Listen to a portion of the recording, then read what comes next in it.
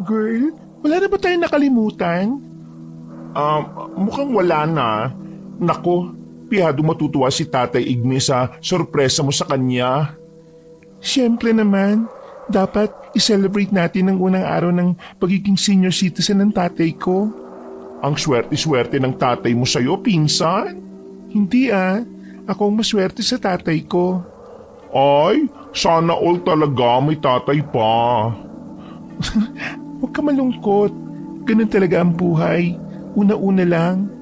Hindi natin alam kung kailan tayo babawian ng buhay. Lahat naman papunta dun eh. Cheer up, girl. Saka, pwede ka naman makitatay eh. Para dalawa na tayong prinsesa sa bahay namin. Ay, bet ko yan. O sige, Gora Bells na tayo nang makapagluto na sa bahay. Isang pagdiriwang ang magaganap sa bahay ni Diana. Kaarawan kasi ng kanyang tatay na si Mang Igme. Yun ang kanyang ika-60 taong gulang. Hindi niya alam na ipaghahanda siya ng kanyang nag-iisang prinsesa. Kasama noon ni Diana ang kanyang pinsan na si Chuchay sa pamamalengke. Nang matapos ang dalawa sa pamimili, ay sumakay na sila ng tricycle at nagpatid sa kanilang baryo. Ngunit habang umuusad ang nasabing sasakyan, ay napansin nilang tila umiiba ito ng direksyon. Nagkatinginan ng dalawa. Mababakas sa mukha ni Diana ang pag-aalala. Teka lang po, Mamang Pogi. Bakit parang iba na po yung daan natin? Sa shortcut kasi tayo, ma'am. Para mas mabilis po yung biyahe. Ay naku kuya, huwag kang nange-etchos ha. Sinasabi ko sa'yo, kaya ko rin jumombag. Talaga ba? Nagkatinginan na magpinsan sa sinabi niyo ng lalaki. Doon na nila naramdamang tila may mali. Lalo na at tila papasok na sa loob ng kagubatan ang kanilang ruta. Manong, itigil mo ang sasakyan. Bababa na kami. Mas lalo silang natakot nang makitang humisi ang lalaki at panay ang sulyap nito kay Diana. Ay nako, sinasabi ko sa iyo huwag ka magkakamali. Baka hindi mo kilala tong kasama ko. Anak niya ni Kaigme. Pakialam ko. Pakitid ang daang kanilang tinatahak. Mga damo at mga nagtataas ang puno na lamang ang kanilang nakikita sa paligid. Naghawak kamay ang dalawa ng tuluyang napagtanto na kapahamakan ang naghihintay sa kanila sa kamay ng driver na yon.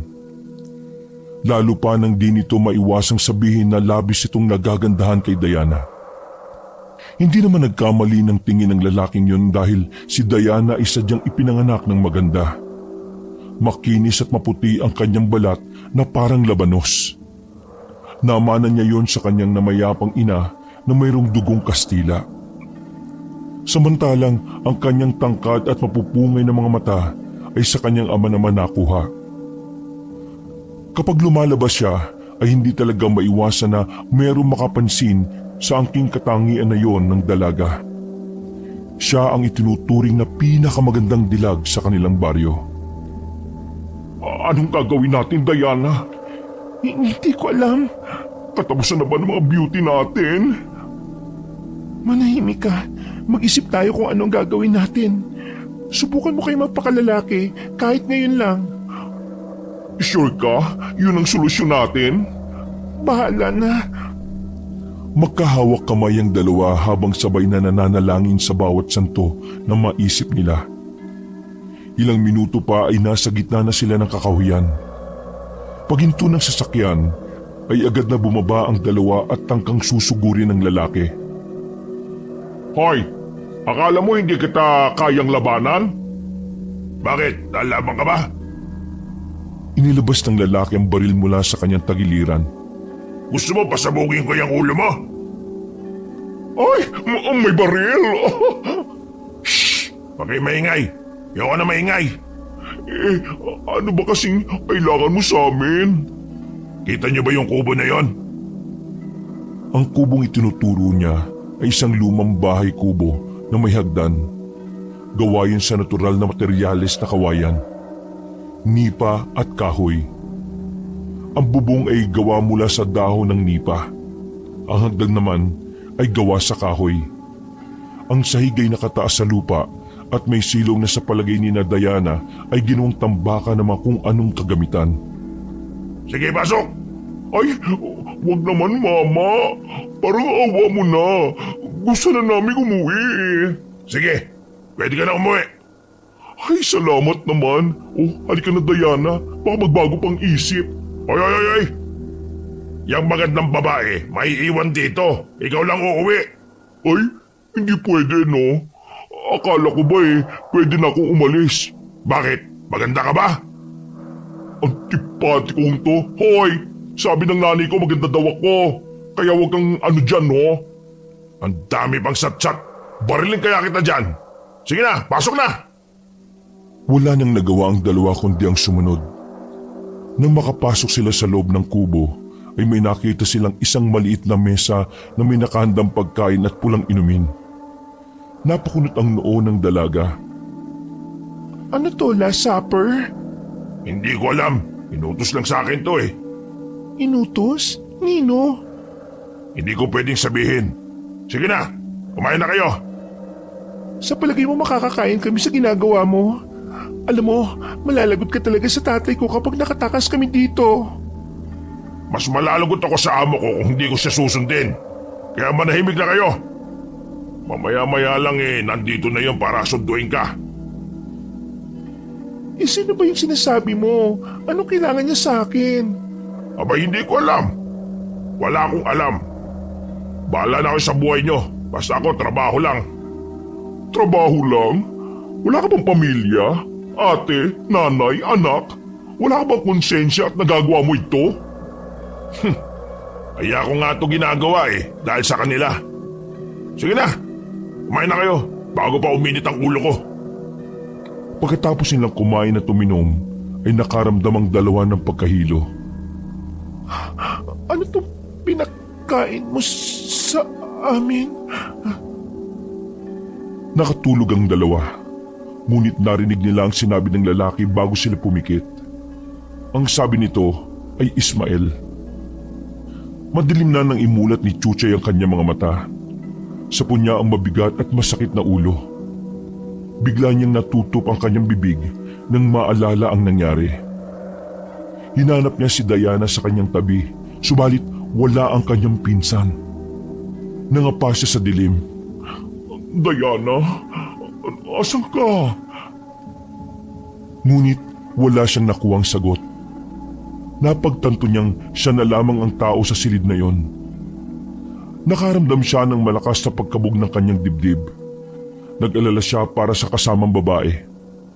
Alam kasi nitong hindi nito gagawing iwan siya sa ganung klase ng lugar. Ayaw niyang isipin na napahamak na ang kanyang pinsan. Ayaw niyang managot sa kanyang tiyuhin. Alam nito ang ugali ng matanda kaya nahintatakutan siya sa mga masasamang iniisip. Lagi siyang natataranta, lalo na makarinig ng isang malakas na alulong ng aso mula sa di kalayuan. Nang unti-unting nasanay ang mga mata sa dilim, ay naaninig na niya ang kanyang paligid. Sumilip na rin ang liwanag ng buwan. Tumayo siya at tinungo ang pinto, subalit nakasara yon. Nakita niyang bukas ang bintana. Tinalo niya yon. Sa isip ay gusto niyang makatakas mula sa masamang tao na nagpadukot sa kanila ni Diana. Kailangan niya umuwi para makahingi ng tulong. Biglang bumuhos ang malakas na ulan. Tumakbo siya ng tumakbo. Kahit saan siya dumaan ay wala siyang pakialam basta't makatakas lang siya. Hindi na rin niya pinapansin kahit anong matapakan ng hubad niyang mga paa. Kailangan niya makatakas. Yun ang nasa isip niya. Pinalakas niya ang loob para magpatuloy sa pagtakbo. Kahit hindi alam ang patutunguhan. Biglang tumulo ang luha sa kanyang mga mata nang maalala ang kanyang kasama. Ngunit wala na siyang magawa. Malayo na ang narating niya. Nang di nagtagal, ay naramdaman niyang tila may nakasunod sa kanya. Nakarinig siya ng malakas na pagaspas ng pakpak sa itaas. Tumingala siya ngunit wala siyang makita. Patuloy pa rin siya sa mabilis na pagtakbo. Hingal na siya at ramdam na niya ang hapdi at kirot ng kanyang mga paa. Hanggang sa nakalabas siya ng gubat at natunto ng kalsada. Para siyang isang ligaw na kaluluwa na pag-alagala sa kadiliman. Hanggang sa bigla na lang nagliwanag ang paligid niya. Isang nakakasilaw na liwanag ang bumulaga sa kanya sa pagtawid niya sa kalsada. Samantala, tahimik na nagmamaneho noon si Brando, kasama ang nakababatang kapatid na si Glenn.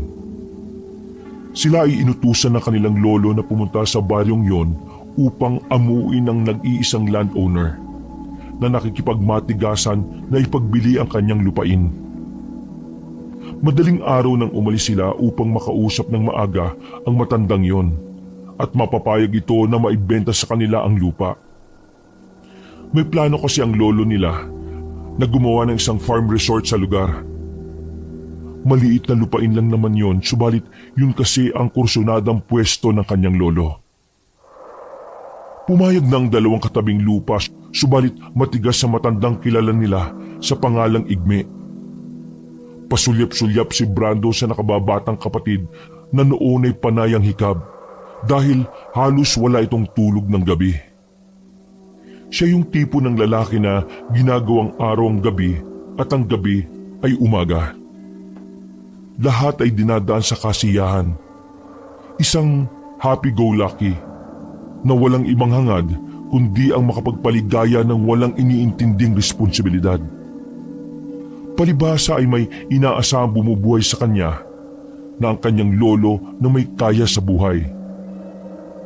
Pumayag lamang itong sumama sa kanyang kuya Brando sa liblib na lugar na yon dahil nagsabi ang kanilang lolo na kung sino man ang makabili sa matanda ng lupa nito ay siyang magmamana ng malaki sa kanyang mga ari-arian.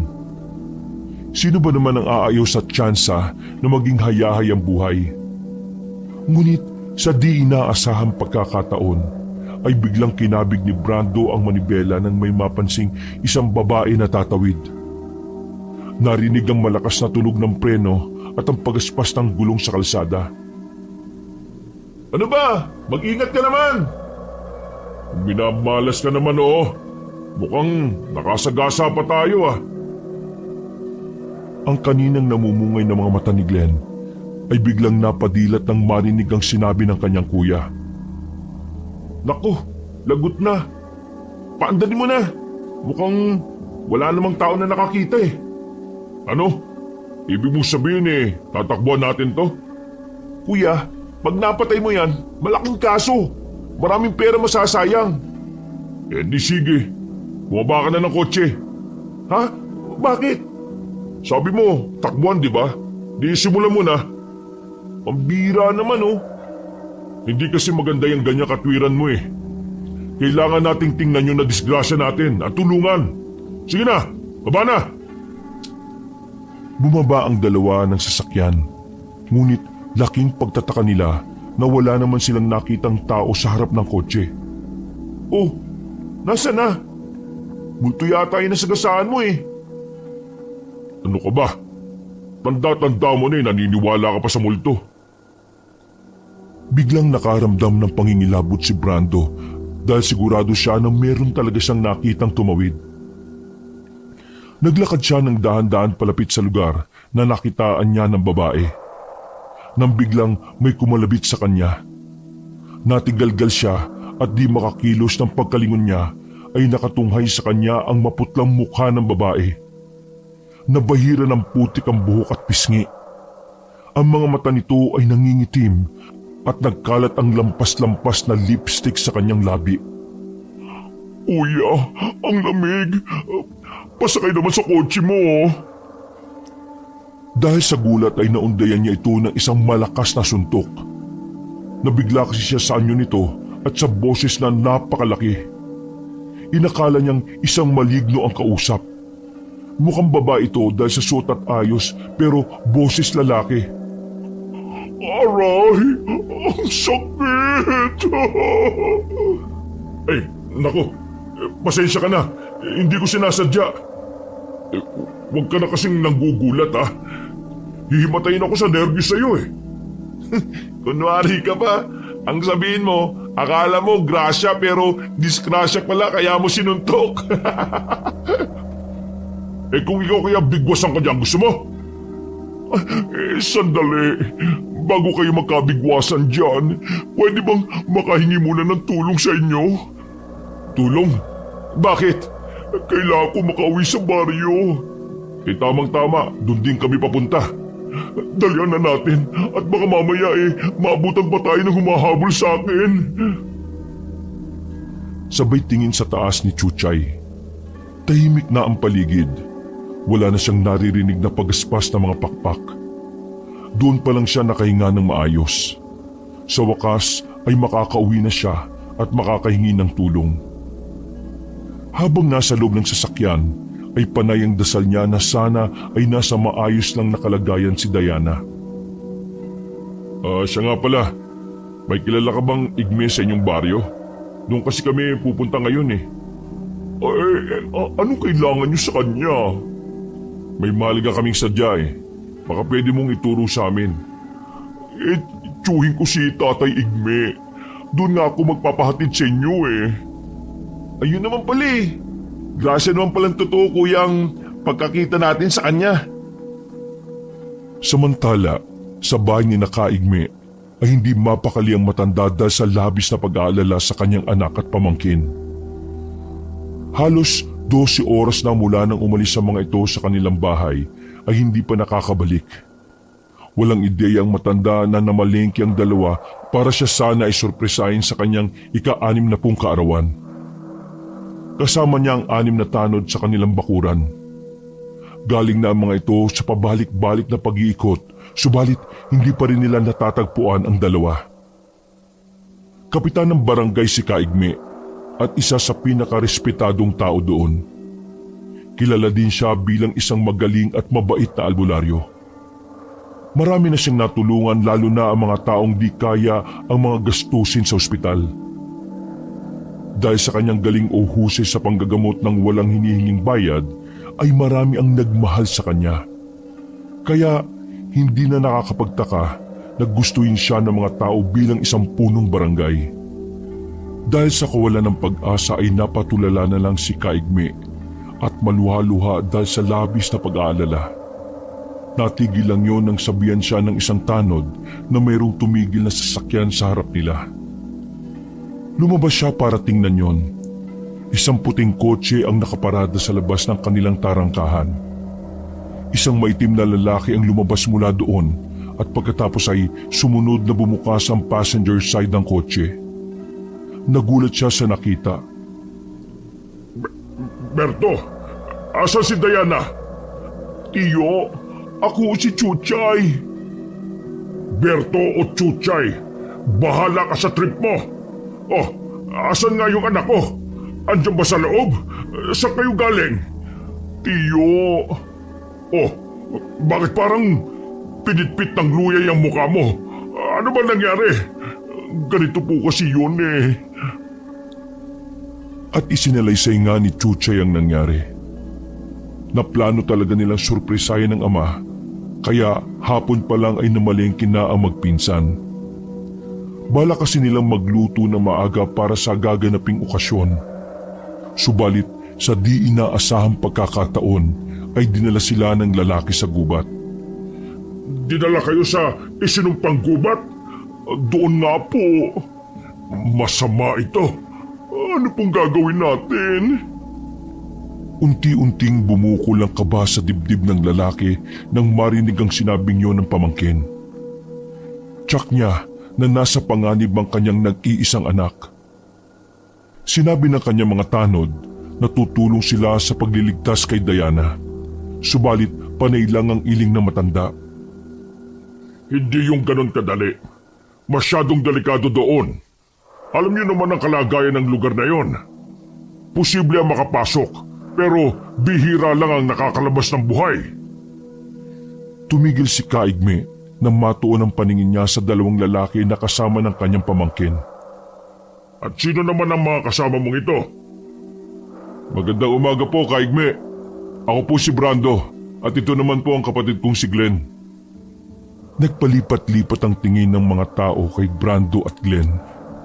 Nasa mata nila at ekspresyon na parang di sila naniniwala na magkapatid nga ang dalawa. Dahil kung sa itsura ang pagbabasihan, negro si Brando, samantalang mistiso naman si Glenn.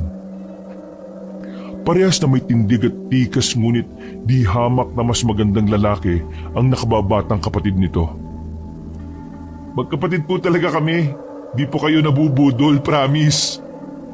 Anong kailangan nyo dito sa baryo namin? Kayo po talaga ang sadya namin. Ako? Bakit ako? Alam ko po na wrong timing pero nandito kami para makausap kayo ng tungkol sa inyong lupa. Hindi ba't sinabi ko na sa inyo ang pasya ko tungkol dito? Hindi ba kayo nakakaintindi? Makikita ang galit na mukha ng matandang lalaki. Handa na nitong bunutin ang itak sa kanyang bewang, subalit agad siyang pinigilan ni Chuchay. At sinabi sa kanyang tsuhi na huwag sasaktan ng dalawang lalaki dahil sila ang tumulong sa kanya para agad na makalayo sa may gubat. Huminahon ka muna, Tiyo. Mas mainam na pag-usapan na lang po muna natin kung paano natin mapaghahandaan ang paghahanap sa pinsan ko. Muling isnalaysay ni Chuchay ang tungkol sa pangalan ng lalaki na nasambit ng driver at ang tungkol sa ibon na sumusunod sa kanya na may malakas na pagaspas sa paglipad. Biglang napaisip ang matanda sa sinabing yun ng pamangkin.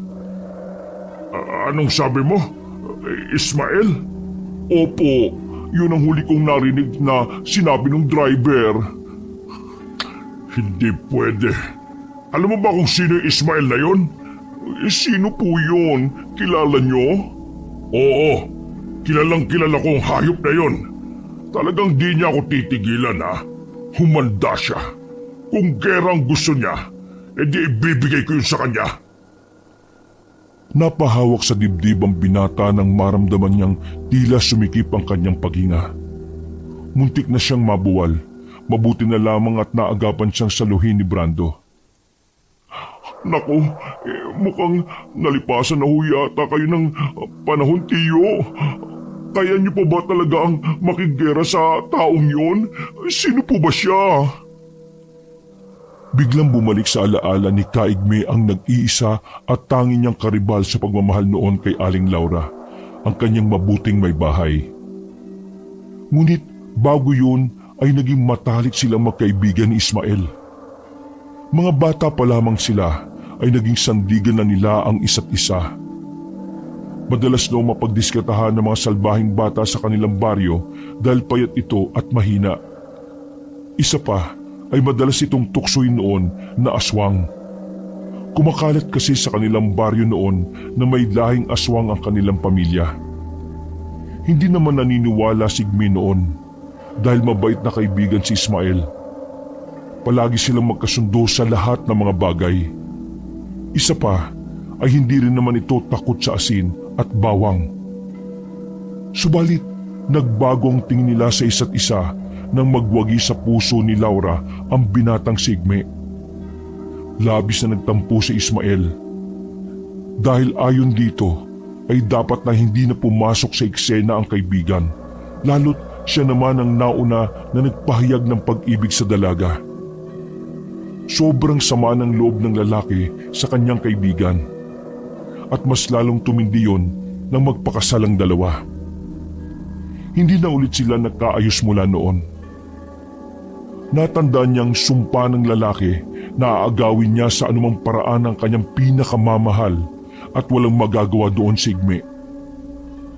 Hanggang sa isang araw ay nabalitaan na lamang ni Igme na umalis na ang buong angkan ni Ismael at bali-balita na nanirahan na ang mga ito sa pusod ng gubat. At magmula nang magpunta ang pamilyang yon sa gubat, ay kinatakutan na ang lugar na yon dahil madalas daw ay may naririnig ng malalakas na ungol na tila galing sa mababangis na hayop. Kasabay pa ang pagpapakita ng malaking anino ng isang ibon sa bungad ng gubat na yon. Pinaniniwalaan ng ibon ay isang alagad o alaga ng aswang. May taglay kasi itong mahika na tagabulag. Makikita ang anino nito sa lupa Subalit ang katawan ng ibon sa himpapawid ay hindi. Kaya rin itong linlangin ng mga tao sa pamamagitan ng kanyang huni. Kapag malakas ang huni ay malayo pa ang aswang na amo nito.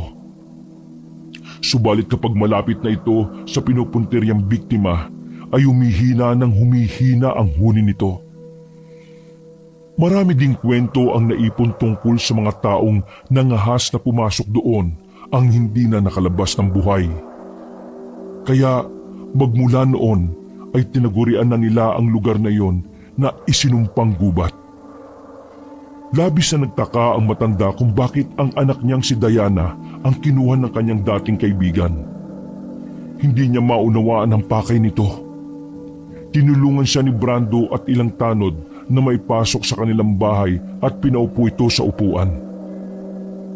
Doon niya nakita ang natitirang litrato nila ng misis. Nakasabit yun sa dingding.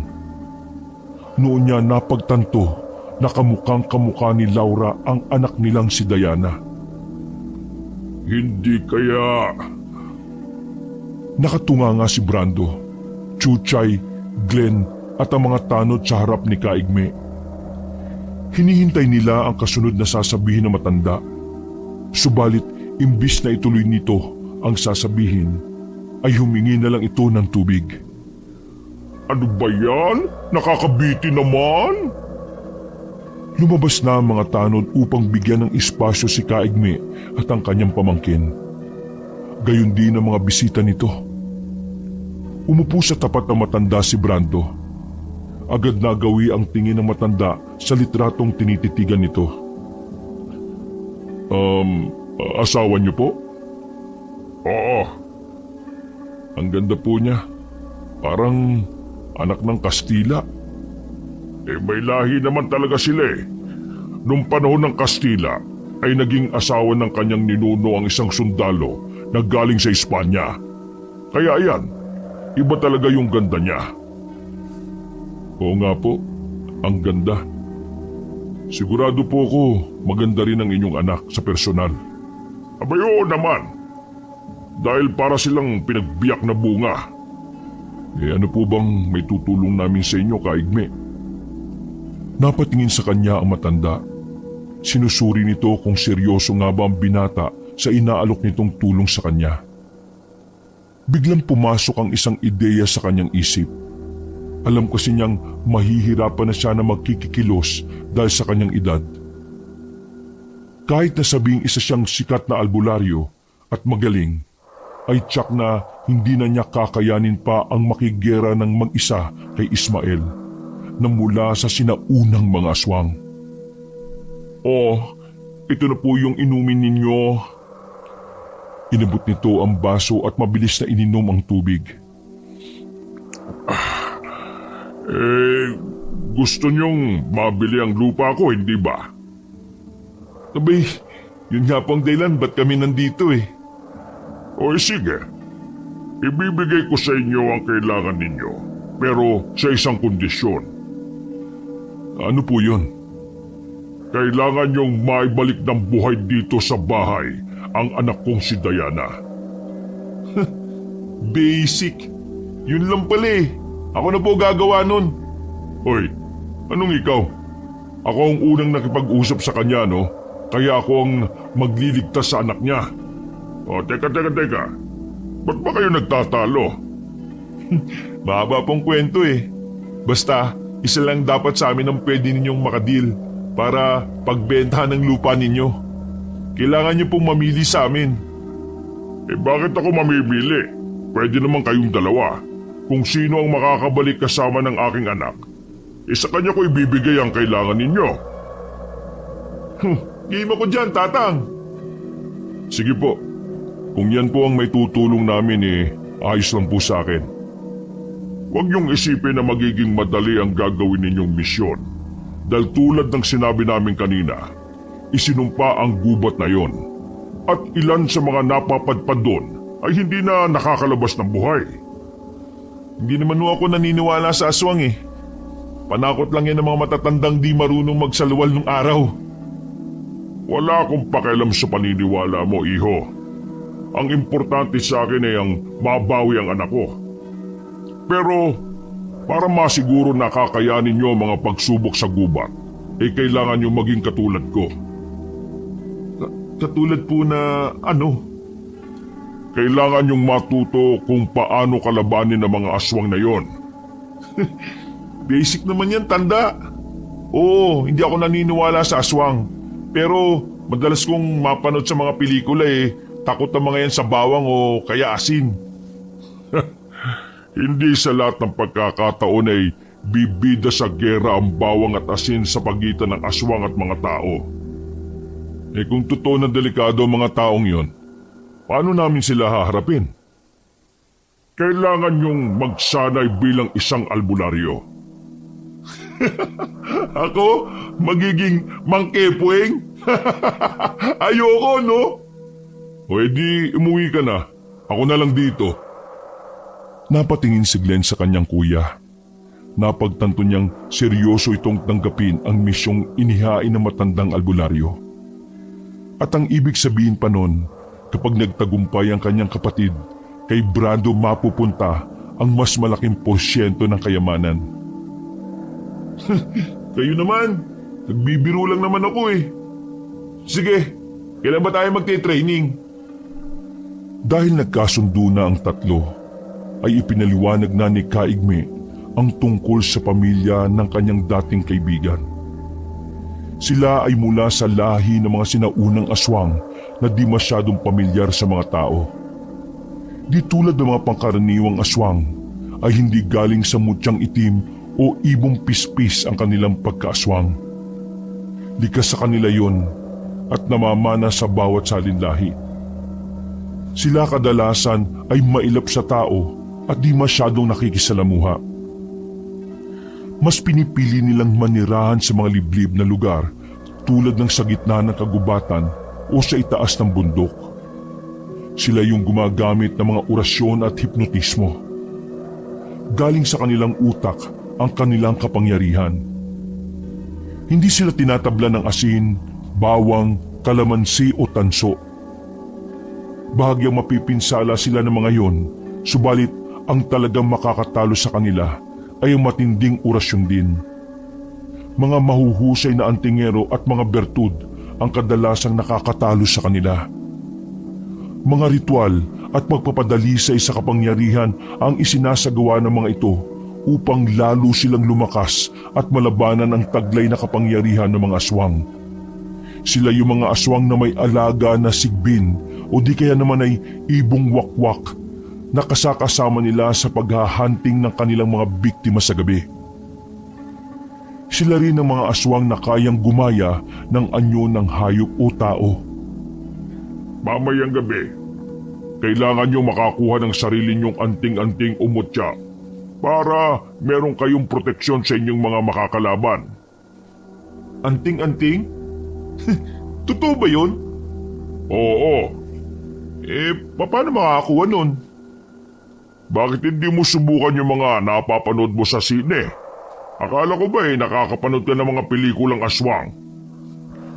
Napakamot na lang sa ulo si Glenn sa pamimiloso pong yon na matanda. Bigla niyang naalala ang minsan niyang napanood sa isang episode ng Pedro Penduko ang tungkol sa mutya ng saging. Sa palagay niya ay yun ang pinakamadaling paraan upang makakuha siya ng anting-anting. Ano? May naisip ka ba? Abay meron. Ako pa ba? Oy sige, sabihin mo sa akin para maturuan kita kung paano yung kunin. Di na kailangan dahil alam ko na. Tutulungan ko kayo dahil kaligtasan ng anak ko ang nakasalalay dito. Ay nako, kung sana'y kasing lakas pa rin ako ng dati. Tiyo, ako ba? Pwede rin bang makakuha ng anting-anting? Bibigyan na lamang kita ng mutya ng ngipin ng kalabaw para tumigas-tigas ka naman. Ay, di na po kailangan yon, tiyo. Tumabi ito kay Glenn at pasimpleng hinawakan ng mga muscle nito sa bisig. Nanigas na po. Kung patigasin na kaya kita pang habang buhay, Oo, tigil nyo na yan.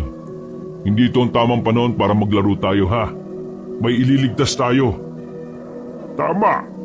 Sasamahan ko kayo kung saan maaari makakita ng agimat. Handa na ako dyan.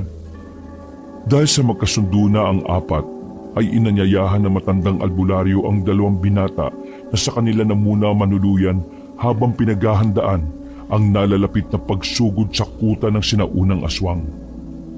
Maaga silang bumangon at nagganda upang pumasok sa kagubatan, kung saan sabi ni Kaigme ay nakakapagpadali sa siya ng kanyang kapangyarihan at nakakahanap ng mga mutya. Handa na sila. Hindi malaman ni Chuchay kung matatawa siya sa kanilang mga itsura o mananatiling seryoso dahil nakatitig na ng matalim sa kanya ang kanyang tiyuhin. Isinuot na ng dalawa ang bandana sa kanilang ulo. Ay grabe! Kamukha mo si Daming Glenn ko! Ako, sino kamukha ko? Kamukha mo? Si Mang Kepweng! Ay, grabe naman. Kung gwapo nakasuot ng panyo sa ulo kamukha ni Daming Pag pangit, albularyo. Bakit? May problema ba kayo sa mga albularyo?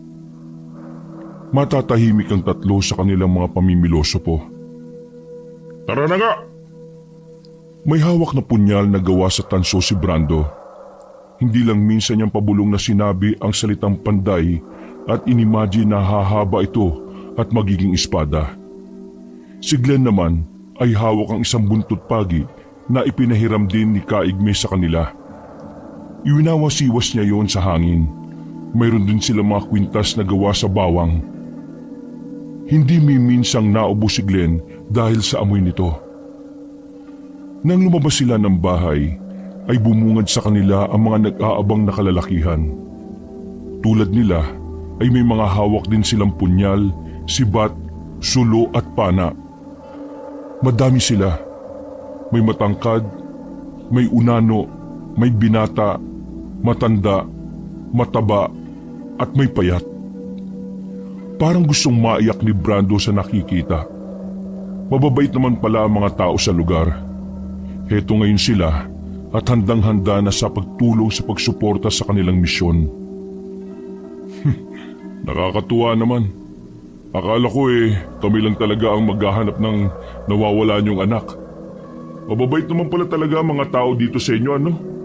Ay syempre naman, meron ditong pagkakaisa, lalo na sa oras ng kagipitan. Oo nga, kita ko nga Nasa harap na sila ng gubat. Nakita ng dalawang magkapatid ang masukal, mapuno at madilim na kagubatan. Nilapitan sila ni Kaigme. Hinawakan nito ang noo ng bawat isa at umusal ito ng isang orasyon. Bagamat nawiwirduhan, ay ipinagkibit-balikat na lamang ng dalawa ang ginagawang yon ng matanda. Handa na kayo. Lumakad na. Dapat bago sumapit ang umaga ay makabalik na kayo. Huwag kayong mag-alala. Ligtas naman ang gubat na yan. Hindi kayo mapapano dyan. Basta tatandaan nyo ang daan pabalik. Teka, bakit parang sa pananalita mo tanda hindi ka sasama sa amin sa loob? Ano pang gagawin ko dyan Meron naman akong anting-anting. Ganun ba yun? O sila? Itinuro nito ang mga taong kasama nila na noon ay tila naghahanap na ng mapupwestuhan para makapagpahinga. Magbabantay lang ang mga yan kasama ko dito sa bukana. Kayo lang dalawang papasok dyan sa gubat. Ha? Ano po? Bakit naman ganun? Bakit? Bumabahag na ba ang buntot mo? Dinaya nyo kami. Kayo ba totoong mga tao? Baka mamaya kayo yung twist ng kwento Kunwari kayo yung biktima sa simula pero kayo pala yung totoong mga halimaw. Ang dami mong alam. Kakapanood mo yan Kung ayaw nyo, maaari pa naman kayong umatras. Pero huwag nyong asahan na ibebenta ko sa inyo ang lupa. Hindi ko yun ibibigay sa inyo kung hindi nyo ako matutulungan sa problema ko. Ano pa bang hinihintay natin, Kuya Brando? Di pasukin na natin yung gubat na to. Pumasok na ang dalawa sa gubat. Doon ay sinalubong sila kaagad ng isang mabangong amoy ng bulaklak. Sinundan nila ang liwanag ng sikat ng buwan.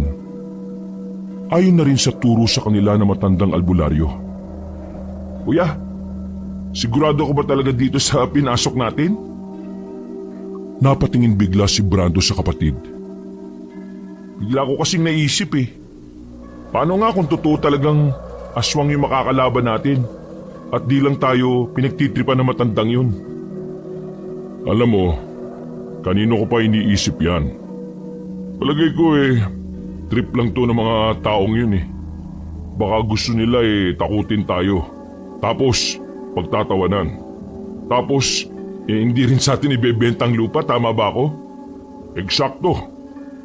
Pero hanggat hindi natin nalalaman yung totoo, sakyan na lang muna natin sila. Sa tingin mo ba, kuya, may makukuha talaga tayong anting-anting dito? Matanda ka na para paniwalaan ng mga kwentong bata. Aba, ali mo. Ayos din naman siguro kung totoong may anting-anting tayo. Ang angas nun, di ba? O isa naman tayo mamumulot ng agimat dito, Aber? Yung agimat ng saging, madali lang kunin yun. Kailangan lang natin maghanap ng saging na nasa krus na daan. Kailangan maghanap tayo yung merong puso. Sakto naman ng pagliko nilang magkapatid ay tila nagkataon na meron nga silang nakita na sagingan. Agad nilang nakita ang ilang puno na may puso na hindi pa bumubuka. O yan, kita mo yan. O yan ang gagawin natin dyan. Tatapat tayo sa puso habang nakabuka ang ating bibig. Kusang bababa yung mutya ng saging. Ikaw na lang ang gumawa niyan. Di ako interesado sa agimat na yan. Aba, bahala ka. Nilapitan na nga ni Glenn ng puno. Tumapat siya doon at ininganga ang kanyang bibig. Wala pang 10 minuto ay may nalaglag na sa kanyang bibig. Nakuha ko na. Kuya, may agimat na ako. Masayang masaya ito habang ipinagyayabang sa kanyang kuya ang agimat ng saging na nakuha. Sige nga, patingin. Inuluwa ni Glenn ang bagay na yon na nasa kanyang bibig. Nang nasa palad na niya ito, ay tila ba ito nalusaw. Nalasahan na rin niya ang mapaklang lasa nun. Inilapit ni Brando ang mukha niya sa palad ng nakababatang kapatid. Sabay malakas niyang paghagalpak at ang paglipad ng isang maliit na ibon mula sa itaas ng saging na yon. Di naniwala ka na hindi totoong may agimat dito. Kung mamalasin ka naman talaga Ipot pala ng ibon yung nakuha kong agimat. Ay nako. Ang baho, kuya. Maalat-alat. Napansin ni Brando na may namumuunang pawis sa noo ng kapatid. Alam mo, kung mga adik lang siguro, kaya nating labanan Pero kung mga maligno o aswang, hindi ko alam Kinakabahan ako No kaya kuya, balik na tayo. Ang duwag mo. Tara na, maglakad-lakad na tayo. Di ikaw na matapang. Pag nahanap natin yung dalagang anak ng albularyo, sasabihin natin kay Lolo na ikaw ang nakapagpapayag sa may-ari ng lupa na may benta to sa kanya. Wow, talaga? Di ka ba nagbibiro? Tila himala naman biglang tumapang at naging mas mayabang ito pagkaraang marinig ang sinabing yon ng kanyang kuya Brando. Di niya alintana ang madilim, masukal at nakapangingilabot na lugar na yon. Sa kanilang paglalakad ay di minsang napalingon ng dalawa dahil sa iba't ibang klase ng ingay na kanilang naririnig. Bigla silang natigilan nang may maamoy silang mabaho.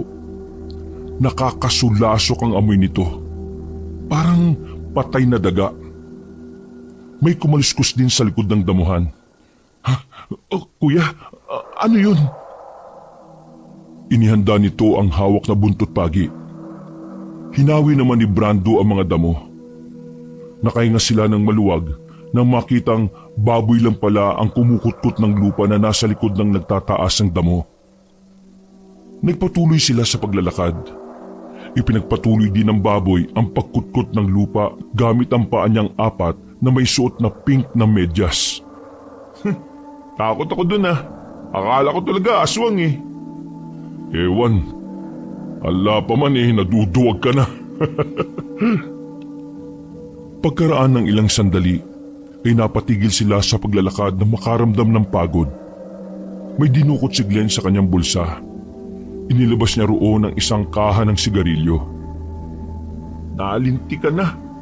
Oh, bakit na naman? Naiwan ko pala yung lighter. May napansin silang baga sa itaas ng puno. Nakita nilang may malaking lalaki na naninigarilyo doon. Pare, pwede ba makisindi? Ibinaba naman ng nilalang na yon ng kanyang mahaba at malaking kamay. Idinikit ni Glenn ang sigarilyo niya sa lalaki. Salamat pre ah.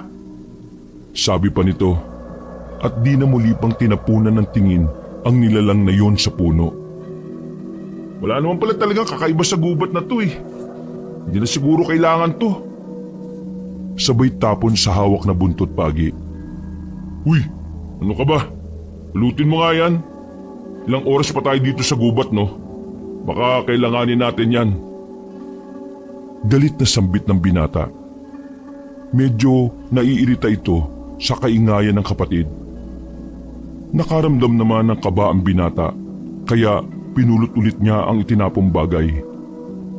Nagpatuloy sila sa paglalakad. Pagod na pagod sila ngunit hindi sila pwedeng tumigil hanggat hindi sila nakakatagpo ng anting-anting. Sa kasamaang palad ay biglang bumuhos ang napakalakas na ulan na may kasamang kulog at kidlat. Lalo tuloy dumilim ang paligid. Naitago ng madilim na ulap ang liwanag na nagmumula sa buwan. Lumakas ang hangin, para itong umuugong sa kanilang pandinig. At sa bawat pagguhit ng kidlat at pagkulog, ay nagiiwan yun ng tunog na parang nananaghoy. Tumindig ang kanilang balahibo sa karanasan na yon. Tumakbo sila at naghanap ng maaaring masilungan. Hanggang sa may nakita silang isang bahay na bato. Tao po! Tao po! Wala yatang tao dyan. Tumuli na lang tayo. Basa na tayo sa ulan, no? Lumangit-ngit ang pinto at bahagya itong bumukas. Sumilip sila sa loob at pilit na inaaninig ang loob nun. Wala silang nakitang tao, kaya dahan-dahan silang pumasok. Ngunit sa pagpasok nila ay may nakita silang nakasinding kandila. Yung bahay ay lumang-luma na. Halos manuot na sa ilong ang amoy ng mga bato. Tuloy-tuloy sila sa loob, sa sala. Ang sahig ay bitak-bitak na at ang mga batong pader ay kulay itim. Anong lugar kaya to kuya? Ewan ko. Ang weird ng pakiramdam ko kanina pa. Nakarinig sila ng malakas na kalabog sa itaas. Agad namang yung sinundan ni Brando. At sa pag-akyat niya sa hagdan, ay biglang narinig ulit ang malakas na kalabog. Sobrang bilis ng pangyayari. Nalaglag siya sa hagdan. Hindi niya alam kung sino ang tumulak sa kanya. Gumulong siya pababa. Aray! Leche ka. Nahulog na nga, pinagtatawanan mo pa. Nakakatawa naman kasi kuya ang itsura mo eh. Pasensya ka na ah. Halika na, umuwi na tayo. Sa kamalasan ng dalawa ay hindi nila mabuksan ang pintuan. Sinipa na nila ito, binalya at pinagsususuntok pero hindi umubra. Nang bigla silang nakarinig ng munting hagik-hik mula sa itaas ng hagdan. May nakita silang isang malaking anino ng ibon. Paglapit nito sa kanila, ay muli nilang naamoy ang nakakasulasok na amoy. Parang amoy ng isang naaagnas na bangkay. Biglang bumukas ang pinto. Agad na tumakbo ang dalawa palabas. Tumakbo sila ng tumakbo lalo't nararamdaman nilang tila sila ay hinahabol. Hanggang sa narating nila ng mabilis ang bukana ng gubat na yon.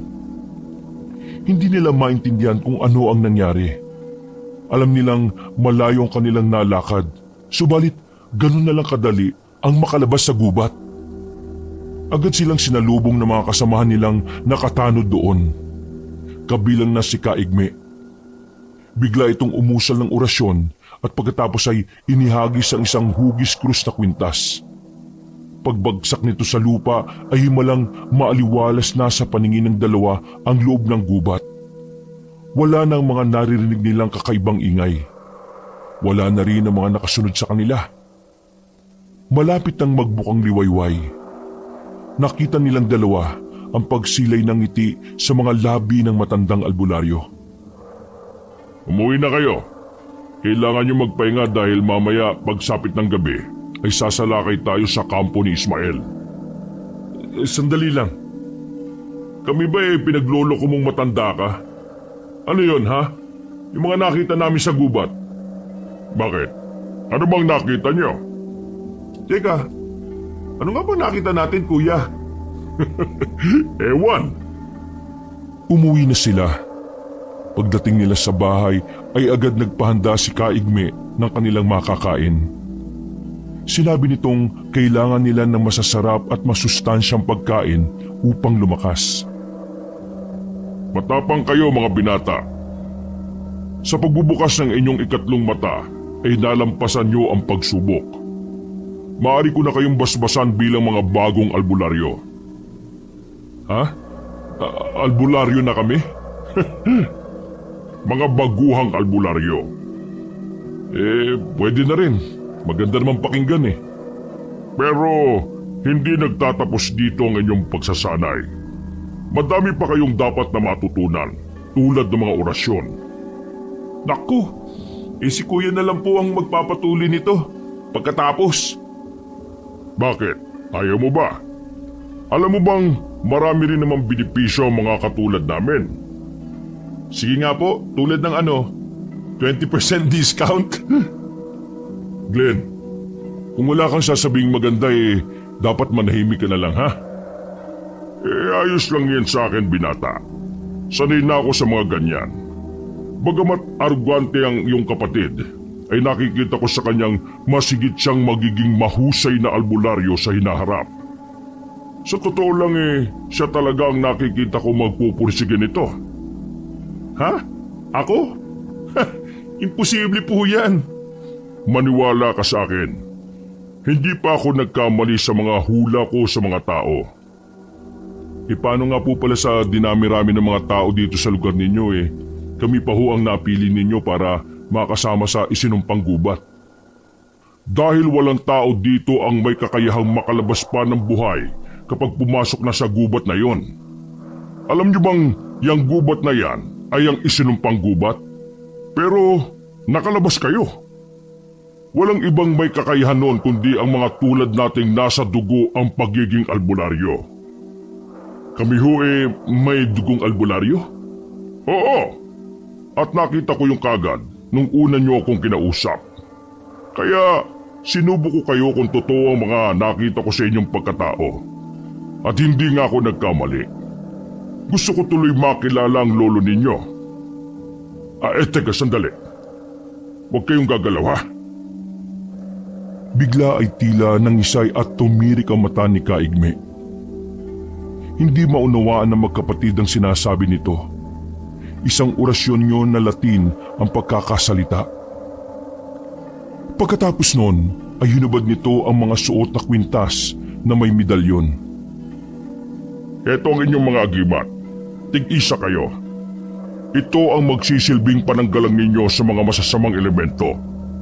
Ito rin ang magbibigay sa inyo ng tapang at lakas upang harapin ang mga kalaban.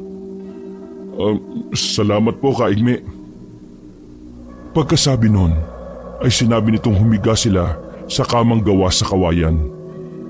Nang makahiga ang magkapatid, ay biglang nakaramdam ang magkapatid ng tila pagbigat ng kanilang katawan dahil sa labis na kapaguran. Nagtungo sa silid nito ang matanda at pagbalik ay may hawak nito mga bote ng langis. Berto, Chuchay nga kasi Tiyo. Ang kulit. Chuchay. Ikuha mo ako ng mga dahon ng ikmo sa bakuran. Agad namang yung sinunod ni Chuchay. Nang makabalik na ang inutusan, ay sinimulan na nito ang seremonya sa dalawa niyang itinuturing na bagong kasamahan. Kinuha niya ang langis at iginuhit nito sa noo ng dalawa ang krus gamit ang langis. Gayon din ang ginawa niya sa dibdib. Pinahiran din niya ang mga palad at talampakan ng dalawa. Pagkatapos ng pagpapahid ng langis at pagtatapal ng dahon, ay umusal ito ng panalangin. Lihim na napapangiti si Glenn sa nakikitang ginagawa ng matanda sa kanila. Hindi na nito napigilan ng sarili nang makita niyang hinihipan nito ang ulo ng kanyang kapatid. Gusto mo bang maging baldado? Natahimik si Glenn. Hindi niya nauunawaan ang ginagawa ng matanda. Basta ang alam niya ay napanood na niya ang ganong eksena sa isang pelikula. Ikaw na magkasikaso sa pilosopong yan, Berto. Hindi na rin maintindihan ni Glenn kung bakit tila nga nagkatotoo ang sinabing niyo na matanda. Hindi niya maigalaw ang kanyang katawan. Ang kanyang paningin ay tila nagayuma din nang makita niya ang isang babae na lumapit sa kanya. At hinilot-hilot ang kanyang katawan. Kapansin-pansin ang makinis at mabibilog nitong hita sa suot na maikling shorts at ang mabalbong braso nito sa suot na sleeveless top. Nakalugay ang maayos ngunit maikling buhok. Morena nga ito, ngunit panalo naman ang tangos ng ilong at haba ng pilikmata sa maamo nitong mga mata. Ang ganda mo. I know, right? Ang nangyayari sa dalawang magkapatid ay normal na reaksyon lamang ng kanilang katawan dahil sa ginagawang pagbubukas ng ikatlo nilang mga mata. Dahil biglaan yon, ay tila nagkaroon ng mga guni-guni ang dalawa at namanhid ang kanilang mga katawan. Pagkatapos mamasahe ang kanilang katawan, ay sumunod naman na kumuha ng dahon ng ikmo si Kaigme. Ang bawat dahon ay nilalagyan niya ng langis at idinadarang ng bahagya sa apoy. Pagkatapos ay saka naman ito itatapal sa iba't ibang bahagi ng katawan ni Glenn at Brando. Doon pa lang tila gumiginhawa ang pakiramdam ng dalawa. Sige, magpahinga na muna kayo. Maaari kayong matulog kung gusto nyo. Sige po, salamat po. Walang anuman. Teka, Berto, halika nga. Tiyo naman eh. Ilang beses ko magsasabihin sa inyong hindi Berto, kundi mamayang gabi. Kailangan nating maganda. Tama po. Kailangan nating mailigtas si Diana. Ano na kaya nangyari sa kanya? Huwag ka mag-alala. Alam kong buhay ang anak ko. Hinihintay niya tayo. Bigla silang natigilan na may tumatawag ng pangalan ni Kaigme sa labas ng kanyang bahay. Kapitan! Kapitan! Oh, ano nangyari, Iman? Ba't ka umahangos? May nakita mong bangkay sa tabi ng sapa. Babae! Nagkatinginan na magtiyo sa narinig na balitang yon. Ganon din ang dalawang nakaiga sa papag. Hindi maiwasang mga lisag ang balahibo nila sa mga naririnig. Inisip nila na may posibilidad na baka si Diana ang bangkay na yon. Agad na sumama ang dalawa kay Iman upang tingnan ang sinasabing bangkay sa ilog. Pagdating nila doon, ay nakahinga ng mahusay si Chuchay nang makitang hindi ang magandang pinsa ng bangkay na natagpuan. Karimari-mari ang itsura ng patay na yon. Hinuha nila ay hindi tao ang may gawa kundi aswang. Sino ba yung bangkay na yan? Mukhang hindi taga rito, Tiyo. Hindi pamilyar sa akin ang mukha eh. Ay nako, sumusobra na talaga ang mga aswang na yan ah. Masyado na nilang pinipinsala ang mga tao dito. Nakakatakot na nga po talaga. Pero mabuti na lang at hindi yan si Diana. Tara, umuwi na po muna tayo. Kung ayaw nyo, ako na lang. Mabuti pa nga. Susunod na rin ako maya-maya. Kailangang ayusin ko muna ang gulong ito sa barangay ko. Samantala, sa bahay ay nakita ng dalawa ang pagpasok ni Kaigme. Seryoso ang mukha nito. Agad itong lumapit sa kanila. Oh, kumusta na pakiramdam ninyo? Maayos na po. Mabilis nitong inalis sa mga dahong nakatapas sa katawan ng dalawa. Umuwi na kayo kung saan man kayo nanggaling. Po, hindi ba't sabi nyo ililigtas pa natin ang anak ninyo? Ako nang bahala sa anak ko. Delikadong lugar na ito, mga iho. Hindi nyo alam kung gaano kalupit ang aswang nakakalabanin ninyo.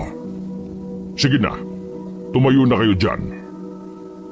Paano naman po yung lupa? Ibibenta nyo ba?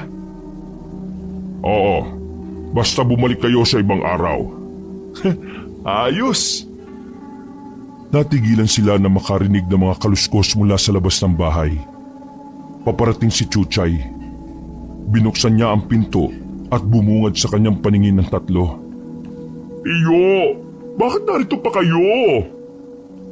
Naisip ko kasi na mas importanteng makausap ko itong mga bisita natin. Ay, ganun ho ba?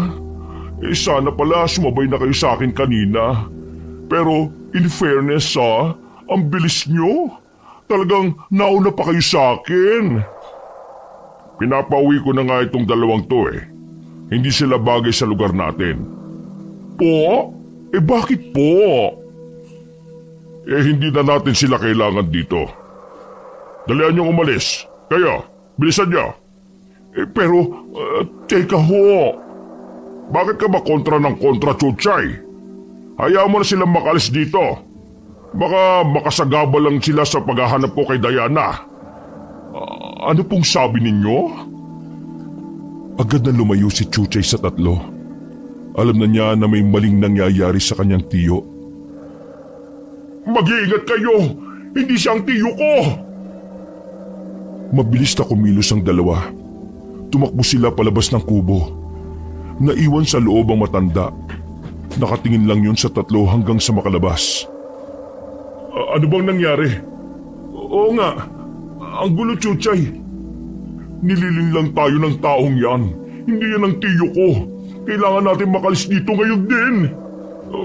Paano mo nalaman? Mula sa labas ay nakita nilang paparating ang isa pang Kaigme na may kasamang isang tanod. Berto, anong ginagawa niyo dito sa labas? Kayo, ba't inalis ninyo mga gamot?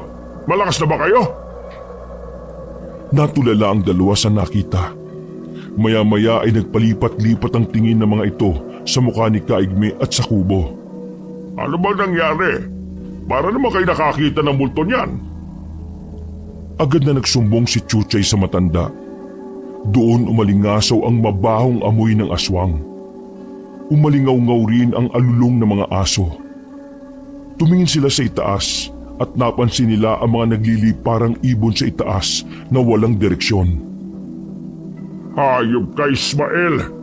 Harapin mo ako ngayon din! Ngunit wala itong naging tugon. Alam ng tatlo na naiwan nila ito sa kanilang kubo. Lumabas ka dyan! Huwag kang duwag! Akala mo maisahan mo kami? Aswang ka? For your information, with emotion and feelings, hindi ako tinatawag ng Chuchay ng tiyo ko, no? Kanina, chuchuchay-chuchay ka dyan? Mabagsik kang ang aswang ka, pero bobo! May lumabas na itim na aso mula sa loob ng bahay. Malakas na malakas ang paghinga nito. Umaangil yon sa harap ni Kaigme. Akala mo ba'y uurungan kita? Bakit di mo ipakita yung tunay na anyo mo? Maglaban tayo! Lakas sa lakas! Ngunit nanatili lamang yon sa anyong aso. Nilapitan yon ni Kaigme. Nagsimula na ang sagupaan sa pagitan niya at ng asong itim. Agad na ipinamalas sa matanda ang angking kahusayan nito sa pakikipaglaban. Gamit ang kanyang kaalaman sa anting-anting, ay nagawa nitong higitan ang bilis at lakas ng kalaban. Sa kabila ng katandaan, ay kaya pa rin itong makipagsabayan ng lakas. Natulala lang si Brando at Glenn. Kunin niyo ang buntot pagi. Huwag kayong tumunganga dyan. Tulungan niyo ako mga hangal. Doon palang naging alerto ang tatlo. Nakapasok si Glenn sa loob at kinuha ang buntot pagi. Ibinato niya yun kay Kaigme. Subalit sa kamalas-malasan ay medyo malayo ang pagkakabato ng binata. Napansin niyang tila napahagikik ang asong itim. Isang nakakalokong ngiting aso ang nakita ni Glenn. Mabilis na dinampot ni Kaigme ang buntot pagi at iwinasiwas yun sa kalaban. Napunit ang balat ng aso. Napaalulong ito ng malakas at tila nagtatawag ng kanyang mga kasangga. Palakas yun ng palakas. Nilapitan niya ang aso, ngunit sa kasamaang palad ay bigla itong humugot ng natitirang lakas at nakagat pa si Kaigme bago ito tuluyang nawalan ng buhay. Tiyo, ayos lang po ba kayo? Wala to. Malayo sa bituka. Tapos na ba yung gera? Hindi pa. Nagsisimula pa lang tayo. Sa pagkakasabing yun ng matandang albularyo, ay nakita niyang wala na ang aso sa kinahihimlayan nito. Isang nakahubot-hubad na lalaki ang kanilang nakita. Nakilala yun ni Chuchay. Siya yung driver na nagdala sa amin sa gubat. Kaya pala, alam mo ang pangalan ko, hayop ka. Bubugbugin kita. Pinagsisipa nito ang katawang yun ng lalaki. Wag mo nang sayangin ang lakas mo dyan, Berto. Patay na yan eh. Ay, teka ho, paano po natin ipapaliwanag ito sa mga tao? Nakapatay ho tayo, tiyo. Lumapit ang mga tanod sa kanila. Dahil sa nakitang kababalaghan at batid nila ang katotohanan, ay nagboluntaryo mga ito na sila na lamang ang magliligpit sa namatay na aswang. Kinuha nila ang bangkay at sinunog yun sa bukid. Pagkatapos ay humukay sila ng malalim na butas upang doon ihimlay ang mga bahaging di kayang tupukin ng apoy. Kinahapunan ay naghanda na ang apat para sa gagawin nilang misyon. May bitbit na bayong ang matanda na kanina ay ipinahanda nito sa pamangking si Chuchay. Nagdesisyon ang matanda na sila na lamang tatlo ang susugod sa gubat. Dahil si Chuchay naman ay maghahanda ng mga langis na kakailanganin nila sa kanilang pagbabalik. Kuya, sigurado ka ba dito? Naduduwag ka na naman. Andito na tayo eh. Ngayon ko pa ba naman aatras? Nakita mo ba yung kanina? Totoong aswang. Ano naman? Ano? Alagad lang yung kanina. Paano na lang yung pinuno nila yung haharapin natin? Alam mo, kapag takot ka, huwag mo nang subukang alamin. Seryoso ako eh. Sa palagay mo ba, maski sabihin niyang mga albularyo na tayo kakayanin natin ang makipaglaban? Hindi natin malalaman kung di natin susubukan, no? Ayoko na kuya. Ayaw mo na ng mana?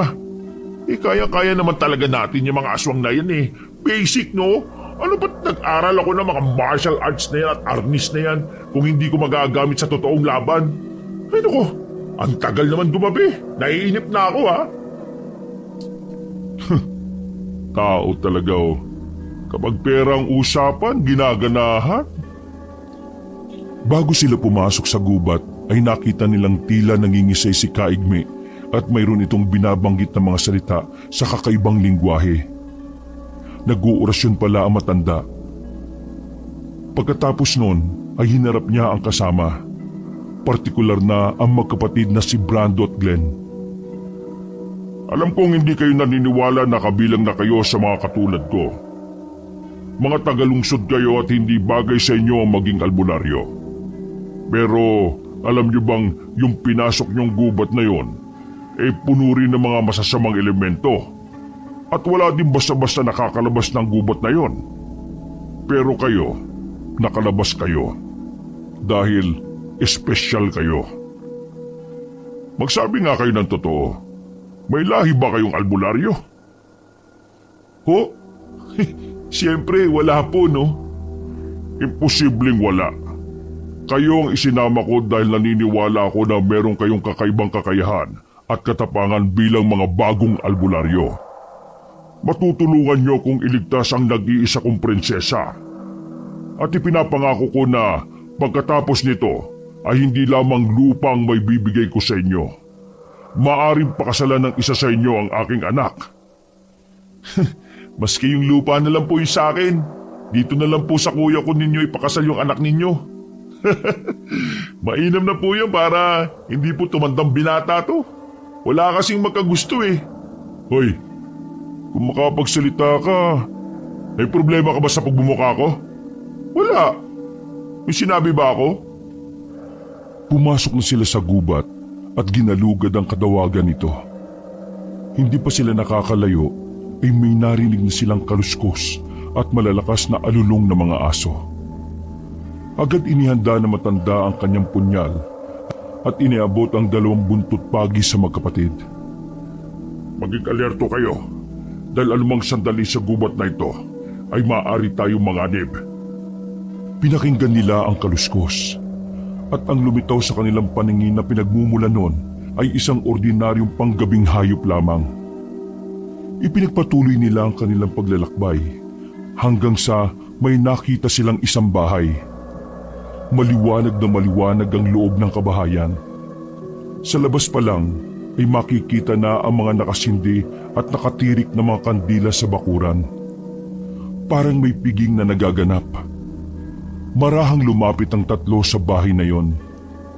Nang nasa malapit na sila, ay nagkubli muna sila at nagmanman. May nakita silang isang babae na tumungo sa di kalayuang talahiban. Napangisi si Brando at Glenn sa nakita, lalo na nang simulan tanggalin ng babae ang suot nitong damit. Ano ba? Tigilan nyo yung mga kamanyakan nyo, ha?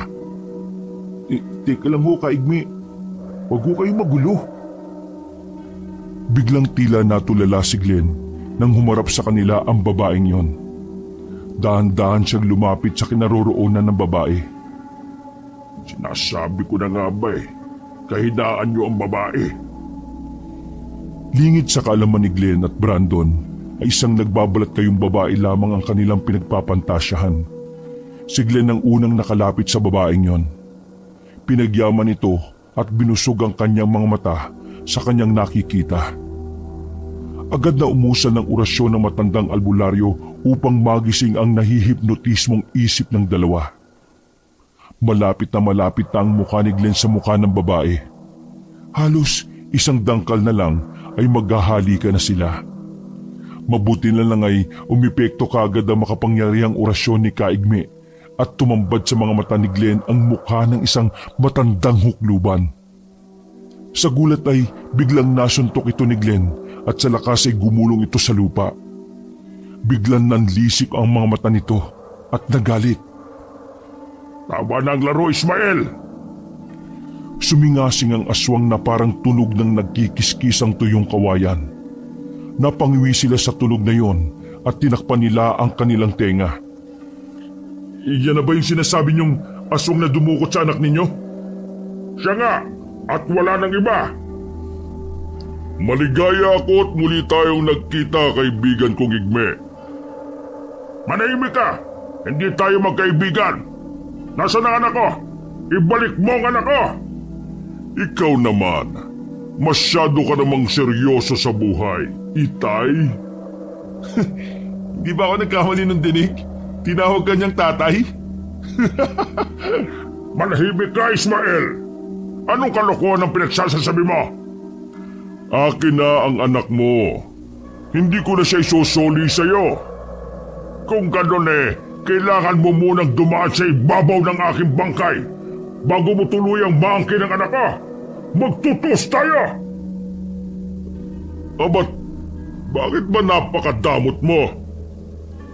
Anong napakadamot? Ikaw ang perwisyo. Akin ang anak ko!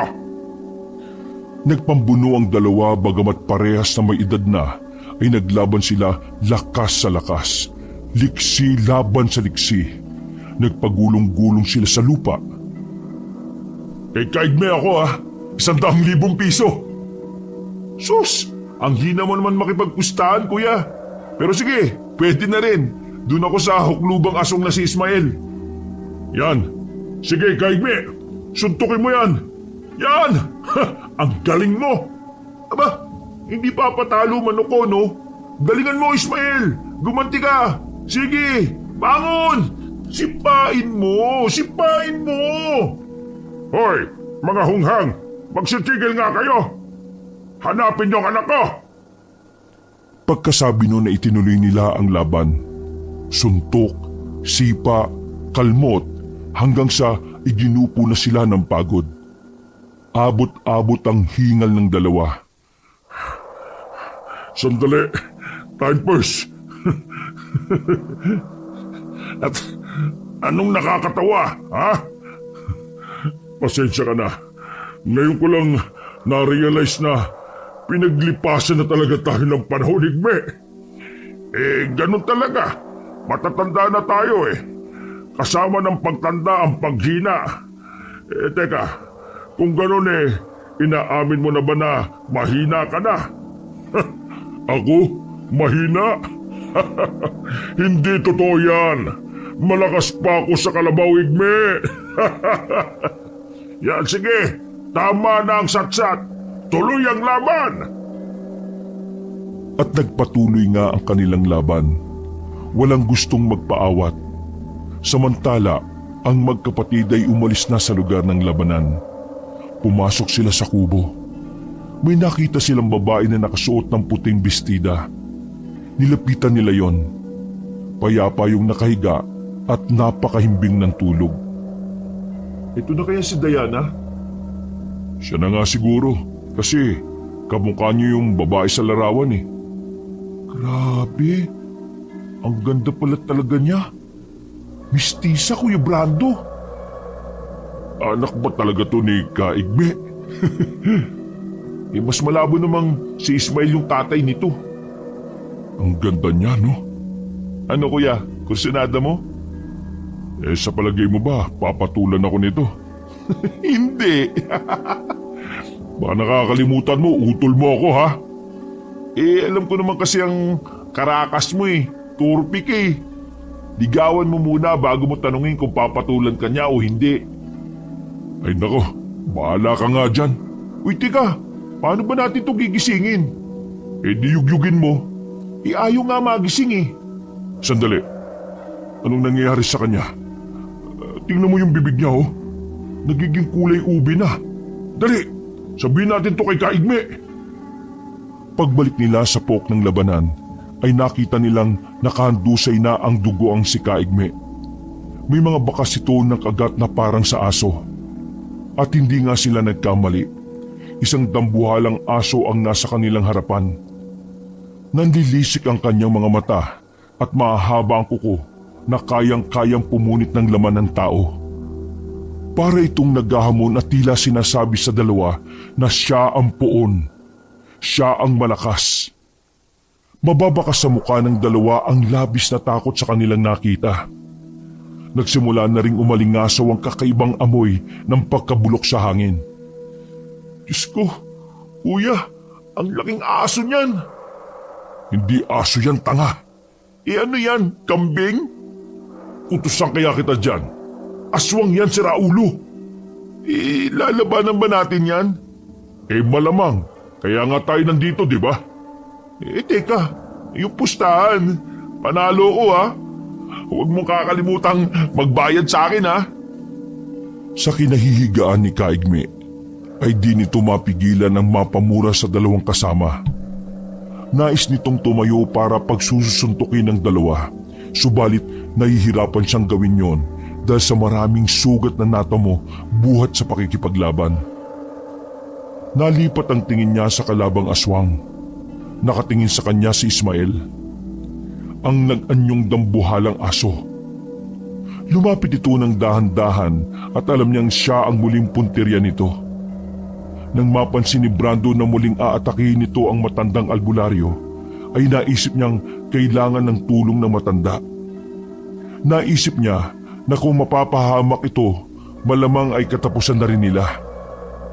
Glenn, pagtulungan natin ang aswang na yan. Sige kuya. Naging alerto ang dalawa. Pinag-aralan nila ang kilos ng aswang. Naghintay ng magandang pagkakataon. Mabilis ang naging paggalaw ni Brando. Agad niyang hinambalos ang aso ng latigong gawa sa buntot pagi. Tinamaan ang aswang. Glenn! Ang asin! Asan ang asin? Loko! Nasa bayong ni Kaigme! Kunin mo dali! Muli niyang nilatigo ang aswang. Nakita niyang napuruhan yon at bumagsak sa lupa. Nang makuha ni Glenn ang asin, ay agad din niyang isinabo yon kay Ismael. Hindi ako tatabla ng asin niyo, mga tanga! Nagbago ito ng anyo at bumalik sa pagiging anyong tao. Tumayo ito at ipinakita ang mahaba niyang pangil sa dalawa. Kasunod ng pagbuga nito ng hangin ng sunod-sunod. Lintik na. Ang baho ng hininga mo. Pasugod na ang aswang sa kanila. Ang atensyon ni Ismael ay nasa dalawang lalaki dahil nakuha ng mga ito ang inis at galit niya. Hindi niya namalayan ang unti-unting pagbangon ni Kaigme. Ibinuhos niya ang buo niyang lakas para sa kanyang huling pagsugod. Itinarak niya ang punyal na binasbasan niya ng kanyang pinakamabisang orasyon sa likod ng kalaban. Hanggang ngayon, Igme, traidor ka pa rin! Sabay silang bumagsak sa lupa. Patawarin mo ako, Ismael. Hindi ko mapapayagan na sirain mo ang buhay ng anak ko. Kahit mapatay mo ko, habang buhay na ninyong dadalhin ang dugong aswang na ibinigay ko sa anak mo. Anong ginawa mo sa kanya? Nananalaytay na sa kanyang dugo ang kamandag ko. Magiging aswang na ang anak mo. Hindi! Narinig na ang tilaok ng mga manok sa baryo na yon. Yun na ang pinakahihintay ng lahat, ang pagsikat ng araw. Unti-unti nang nanghinang aswang hanggang sa tuluyan na nga itong nawalan ng buhay. Namatay ito na puno ng puot. Matagal na niyang pinagpaplanuhan ang mapagigantihan ang kanyang mortal na kaaway. Dahil sa loob ng maraming taon ay naniwala ito na kasalanan nito ang lahat ng kalungkutang naranasan. Dahil sa kabiguan kay Laura ay hindi na ito nag-asawa. Dahilan upang maputol na ang kanyang salinlahi. Ang iba rin kasi nilang kamag-anak ay umalis na sa lugar na yon, o kung hindi naman ay marahil tahimik na ang mga ito sa buhay nila na nakatago sa mga tao. Katapusan na ni Ismael. Kahit papaano ay masaya siya na malugutan ng hininga sa lugar na itinuring niyang kaharian sa loob ng maraming taon. Kuya, panalo tayo. Ang anak ko, nasaan si Diana? Pagkarinig noon ay agad na inipon ni Brando ang kanyang lakas. Nilapitan niya ang matanda at inilalayan ito na papasok sa kubo. Kailangan nating mailabas si Diana dito. Kailangan ko siyang magamot bago pa man siya tuluyang maging aswang. Hinawaan niya ang inyong anak? Oo, at maging ako ay hinawaan din niya. Ano na pong gagawin natin? Kayo ang gagamot sa amin, mga anak. Yun lang ang nasabi ni Kaigme at nawala na siya ng malay. Glenn, tulungan mo ako. Ikaw na ang bumuhat sa babae at ako na dito kay Kaigme. Sige kuya. Pagdating nila sa bukana ng gubat ay nag-aabang na ang taong bayan. Pagkakita sa apat ay maagap nila itong sinalubong at agad na binitbit ang mga sugatan. Pagdating nila sa bahay ni Kaigme ay may nakaparada doong isang bagong sasakyan. Nakilala ni na Brando ang kotseng yon. Alam nilang yun ay pagmamay-ari ng kanilang lolo. Pagkakita sa kanila ng lalaking nasa loob ng kotse ay lumabas ito at kinumusta ang dalawa. Ayos lang naman po kami, Lo. Kaso, yung mga kasama namin na nakipaglaban sa aswang sugatan. Agad na nilapitan ng kanilang lolo si Kaigme at Diana. Agad nitong sinabi na nagtataglay na ang mga ito ng kamandag ng aswang. Sa sandaling pag-iisip ay biglang nakiusap ang matanda sa kanyang mga apo na kung anuman ang masasaksiyan nila sa lugar na yon ay hindi nila ipagsasabi kahit na kanino. Tumango ang dalawa maski hindi yun agad naunawaan. Sinabi nito na Italya ang dalawa. Noon ay unti-unti nang nagbabago ang anyo ng mag-ama.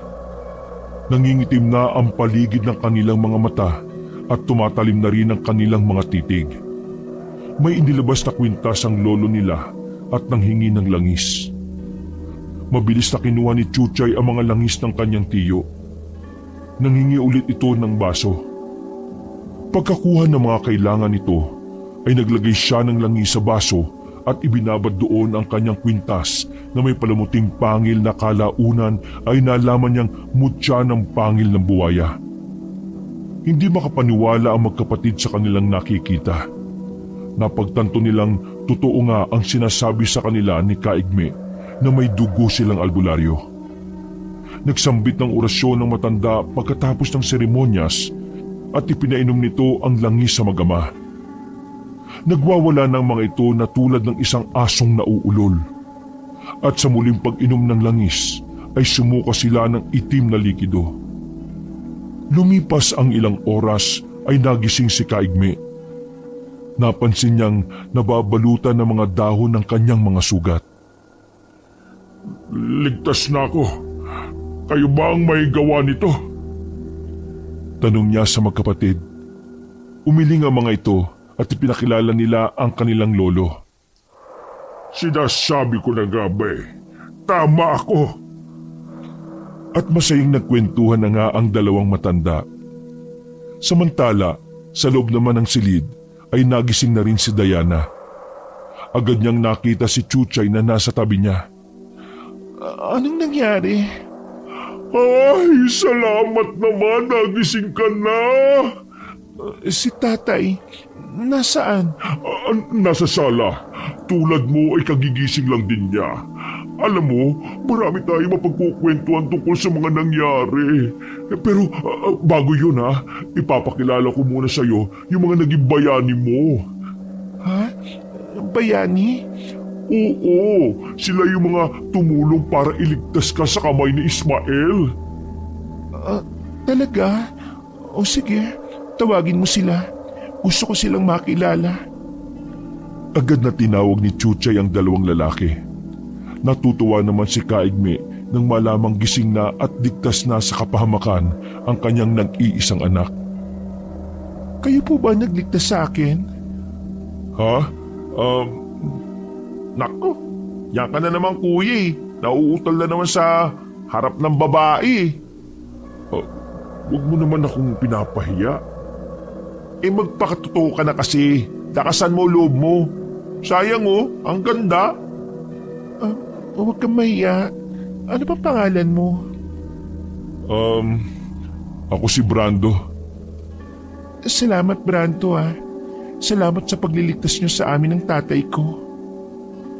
Isang ngiti ang sumilay sa labi ng dalaga habang nakatitig kay Brando. Halika, ilapit mo ang iyong kamay.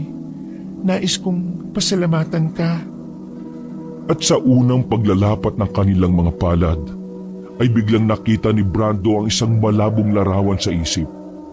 Ngunit maski malabo yon, ay alam niyang siya ang lalaking nasa tabi ng isang babaeng nakatrahe de boda. Si Diana. Bigla siyang bumitaw at namula ang kanyang mukha. Sa nangyaring yon ay nabuksan ang isip ni Brando tungkol sa kanyang angking espesyal na kakayahan bilang isang baguhang albularyo. Ang makita ang kinabukasan. Tapos na ang gulong sinimula ni Ismael. Wala nang aswang ang mga angahas na manggulo sa lugar na yon. Lalo na't pagkalipas ng ilang taon, ay doon na rin pinili ng magkapatid na si Glenn at Brando na manirahan. Naging asawang ang tunay ni Brando si Diana. Samantalang si Glenn naman ay pinamahalaan ang magandang resort ng kanyang lolo. At isa na nga rin itong tanyag na manggagamot. Sadyang mayuwaga ang mundo. May mga nangyayari na mahirap talagang paniwalaan at may mga pagsubok na mahirap lagpasan. Ngunit sa kabila ng iba't ibang kaganapan ng tao dito sa daigdig, ang pinakamahalaga na malaman ng lahat na dapat ay manatili silang mabuting tao. Piliin dapat ang magpakabuti para mabuhay na masaya. Ang pagyakap sa kasamaan ay walang kahantungan kundi kalungkutan at kamatayan. Kaya laging tatandaan na hindi kailanman nagwawagi ang kasamaan laban sa kabutihan. Wakas.